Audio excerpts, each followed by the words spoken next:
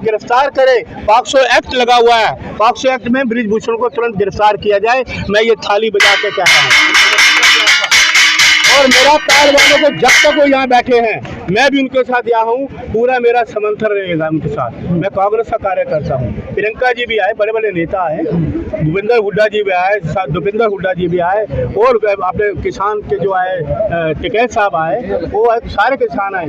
आज पूरे देश का एक एक आदमी चाहते हैं इनको न्याय मिले, एक एक दुकानदार चाहते हैं इनको न्याय मिले, एक एक फौजी चाहते हैं इनको न्याय मिले, एक एक पुलिस का आदमी चाहते हैं इनको न्याय मिले। क्या आप भी हैं, मीडिया कर्मी भी चाहते हैं इनको न्याय मिले, क्योंकि ये देश के लिए सोना नहीं है। सभी की बेटियां हैं, सब घरों में बेटियां होती हैं और बेटी लक्ष्मी का अवतार होती है, लक्ष्मी का अवतार। सब लोग उसको मानते हैं, लक्ष्मी की पूजा करते हैं, हमें इनकी पूजा करनी चाहिए। क्यों? ये भी सोना लेके आई देश के लिए, ये सोना लेके आई देश के लिए, ये सोना लेके पूरे देश के लोग हैं, चाहे किसान हो, दलित हो, किसी भी जाति धर्म मत देखिए। इस देश एक है, 130 करोड़ों का लोग है। जब प्रधानमंत्री जी कहते हैं कि देश 130 करोड़ का देश है, तो हम भी कहते हैं 130 करोड़ का लोगों का देश है, एक देश है, सभी एक देश है। लेकिन इनको न्याय दो, इनके न्याय दो।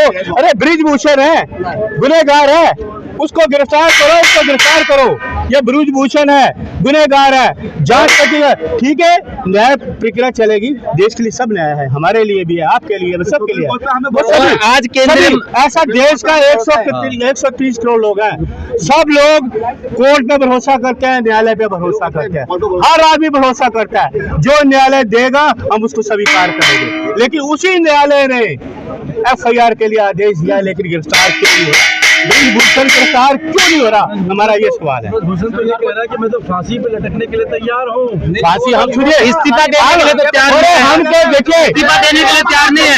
देखिए जनता की बात चाहिए, हम देखिए हम कौन होते हैं कि वो फांसी पे लग जाए? ना हमने उनको जीवन दिया, जीवन देने वाला ऊपर है, लेने वाला ऊपर है, हम किसी के नहीं है। जो न्यायालय करेगा वो सबको मंजूर होगा, 130 करोड़ लोगों को मंजूर होगा। यही कह रहे हैं, जो न्यायालय की प्रक्रिया को पूरा करो। न्यायालय ने जो कहा है FIR को, उसको गिरफ्तार तो करो, गिरफ्तार क्यों नहीं किया जा रहा?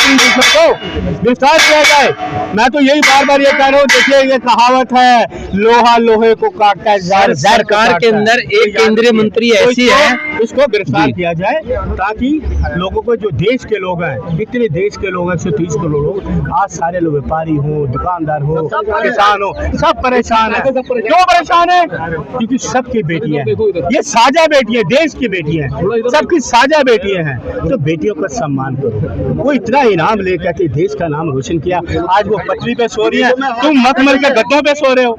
शर्म नहीं आती? एक बेटी पटरी पे सो रही है, आंधी तूफान बरसात भूखी प्यासी। कि अगर मोदी जी कहते हैं मैं तो मैं इस्तीफा दे दूंगा। सुनिए सर, मेरी एक बात सुनिए, इसका मैं जवाब देता हूँ, इसका जवाब मैं आपको देता हूँ। अगर उनमें इतनी भी शराफत है, बृजभूषण में जरा सी भी शराफत है, जिस पार्टी को कहते हैं मैं सांसद हूँ 5 साल का, अरे खुद इस्तीफा दे दे, खुद इस्तीफा दे दे। प्रधानमंत्री नहीं कहेंगे, गृह मंत्री नहीं कहेंगे तेरे में शराफत है तो इस्तीफा तुरंत दे। ये होती है इंसानियत। ये नहीं कि देश के छोटी छोटी बातों के लिए देश के लोग, बड़े बड़े लोग कहेंगे इस्तीफे दो। तुम्हारी नैतिकता नहीं है क्या? सर इस देश के अंदर एक मंत्री है, केंद्रीय मंत्री स्मृति ईरानी जी की, जो हमेशा से महिलाओं के लिए आवाज उठाने की बात करती है। लेकिन आज देश का गौरव बढ़ाने वाली जो महिलाएं, जो जंतर मंतर पे बैठी है, जिन्होंने पूरी दुनिया के अंदर देश का गौरव बढ़ाया है, और ऐसे समय में, मैं खुद एक रेसलर रहा हूँ स्टेट लेवल का, ऐसे समय में जहाँ पर पहलवानों को बहुत ज्यादा सुविधाएं नहीं दी जाती इस देश के अंदर, और उसके बाद भी अगर इन्होंने इंटरनेशनल जगह पर जाकर इन्होंने देश का गौरव बढ़ाया, तो कुछ ना कुछ इन पहलवानों के अंदर काबिलियत है, उन्होंने अपनी काबिलियत दिखाई है। आज स्मृति ईरानी जी एक बार भी इन महिलाओं के लिए एक शब्द मुंह से नहीं निकाला। ये सरकार अपनी नैतिकता खो चुकी है। देखिए पार्लियामेंट चल रहा था, गैस का सिलेंडर था 410 रुपए था, सभी के घरों में आता था सिलेंडर 410 रुपए का। आज 1153 रुपए का सिलेंडर है, और वो चूड़ियां लेके मजा तब है कि स्मृति वो चूड़ियां लेके बृजभूषण जी का बहुत बढ़िया चूड़ियां पहन और शर्म कर और रिजाइन कर। अगर जरा सी भी नहीं दिया है तो मैं तो उनको सिलेंडर की रानी कहूंगा, स्मृति ईरानी जी को सिलेंडर की रानी है। और सर ऐसे ही यूपी के अंदर जब अजय कुमार उर्फ टैनी के लड़के ने लखीमपुर में किसानों पर गाड़ी चढ़ाई थी, तो उनका इस्तीफा नहीं लिया गया। आज बृजभूषण का नहीं लिया जा रहा। क्या बृजभूषण सरकार से ज्यादा इतना बड़ा कद रखता है? एक तरफ ये कहते हैं हम बाहुबली नेताओं को शरण नहीं देते, आज कौन बृजभूषण को बाहुबली बना रहा है? कौन अजय कुमार उर्फ टैनी को बाहुबली बना रहा है? सरकार की जवाबदेही बनती है कि वो पहलवानों को आकर संतुष्ट करे। और सबसे बड़ी बात, जब यहाँ पर कोई राजनीतिक आदमी आता है तो ये कहा जाता है कि ये राजनीतिक मंच बन गया। मैं कहना चाहता हूँ सरकार से, सरकार इनसे सवाल पूछने की बजाय बृजभूषण से सवाल क्यों नहीं पूछती कि आज ये इंटरनेशनल पहलवान तेल से दुखी होकर अपने मेडल तक वापसी देने को तैयार है। ये सरकार की पूरी दुनिया के अंदर। और सबसे बड़ी बात क्या है सर, कि क्या राजनीतिक लोग जो इस मंच पे आ रहे हैं वो भी तो इस देश के नागरिक है। जो सरकार से सवाल पूछेगा वो राजनीति का हिस्सा हो जाएगा।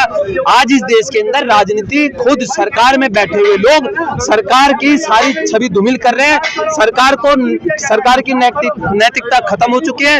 बृजभूषण क्योंकि जांच को प्रभावित कर सकता है, इसलिए तुरंत उसे इस्तीफा दे देना चाहिए। अमित शाह जी कहते हैं दूरबीन से देखते हैं, हमें अपराधी दिखाई नहीं देते।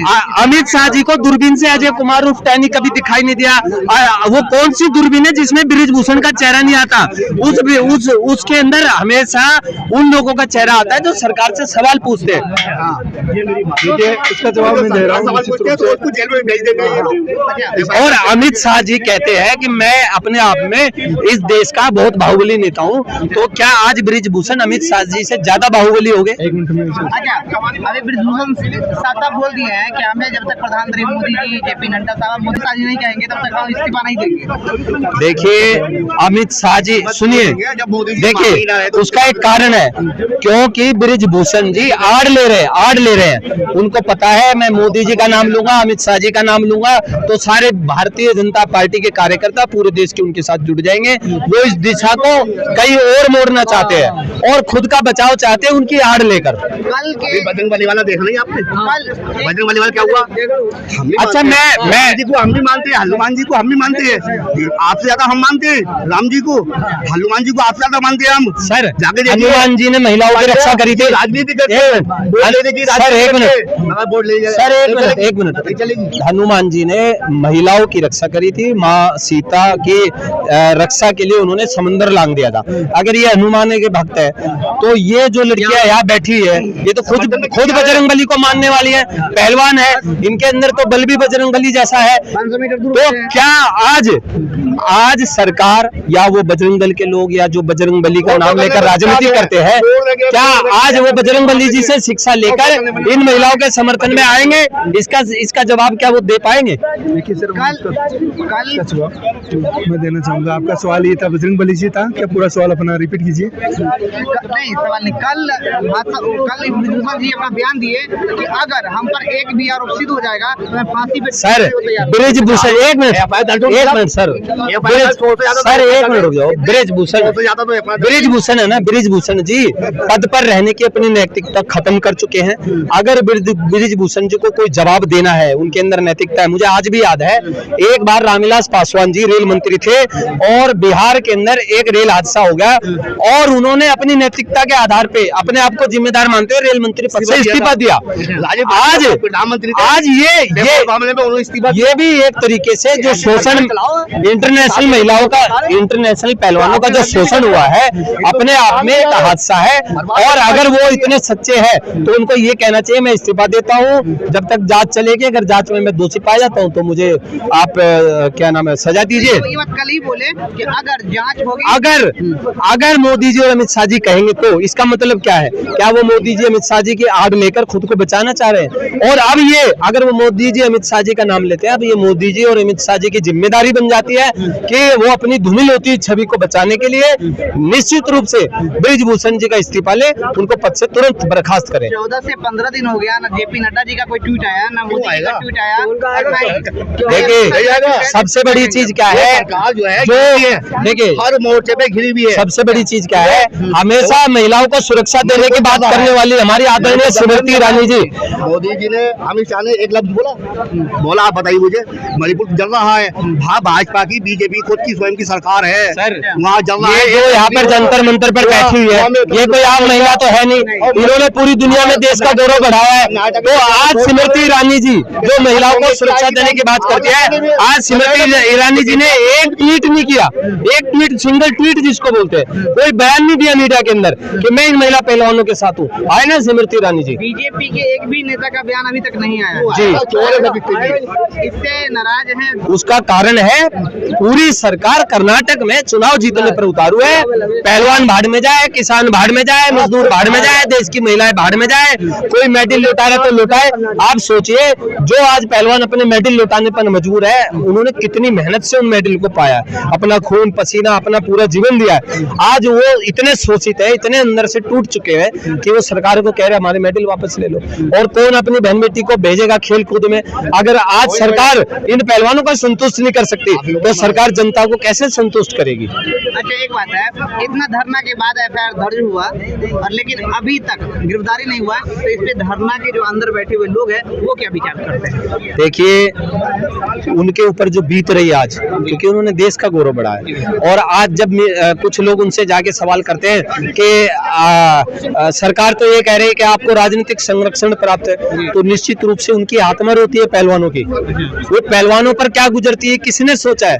देखिए एक खिलाड़ी जानता है एक खिलाड़ी का दर्द क्या होता है। और मैं देश के हर नागरिक को देख रहा हूँ धीरे धीरे वो पहलवानों की भावना से जुड़ रहे हैं। यहाँ सिर्फ क्योंकि देखिए जो राजनीतिक पार्टियों के लोग यहाँ आ रहे हैं वो भी तो इसी देश के नागरिक है, कोई आतंकवादी तो है नहीं, कोई विदेश से नागरिक यहाँ आया नहीं। तो अगर पहलवानों के समर्थन में कुछ पार्टी आ रही है, कुछ संगठन आ रहे हैं, गैर राजनीतिक संगठन आ रहे हैं, तो निश्चित रूप से ये देश के लिए अच्छी व्यवस्था है कि आज अगर किसी पे जुल्म हो रहा है तो देश एक हो रहा है। अच्छा मतलब आपका कहना है कि अगर किसी को सताया जाए, किसी का उत्पीड़न होता है तो अनेक पार्टी समर्थन देते हैं, इसका मतलब है कि उसको सहारा मिल जाता है। निश्चित रूप से समर्थन देना चाहिए। अगर कोई शोषण हुआ है, देखिए कोई भी राजनीतिक पार्टी किस लिए बनती है? जनता के लिए बनती है। लेकिन सरकार कह रही है कि सारी पार्टी राजनीति करने आती है। सरकार ब्रिजभूषण से भी तो राजनीति करती थी। ब्रिजभूषण से सवाल क्यों नहीं करती सरकार? एक मिनट, सरकार ब्रिजभूषण से सवाल क्यों नहीं करती कि ब्रिजभूषण जी इतने इंटरनेशनल पहलवान है? सन 2008 की बात है, यहाँ पर ही जनता मंतर पर जब कांग्रेस की सरकार थी, गुजरात हमारे जो है मनमोहन सिंह जो थे प्राइम मिनिस्टर थे, तो अन्ना हजारे, माननीय केजरीवाल जी और सिसोदिया कितने लोग थे बैठे हुए थे कांग्रेस के खिलाफ। थोड़ी 50 पैसे बढ़ जाते थे तो यही लोग जो हल्ला वल्ला करते थे। इसके पीछे राजनीति करने वाला कौन?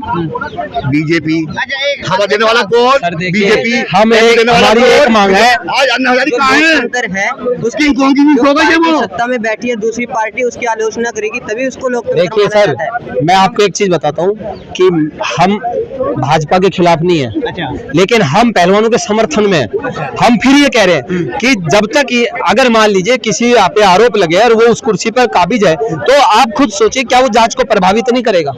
जब तक जांच चले, बचने के लिए तो करेगा। हाँ, तो जब तक जांच चले ब्रिजभूषण जी को ईडी इस्तीफा दे देना चाहिए नैतिकता के आधार।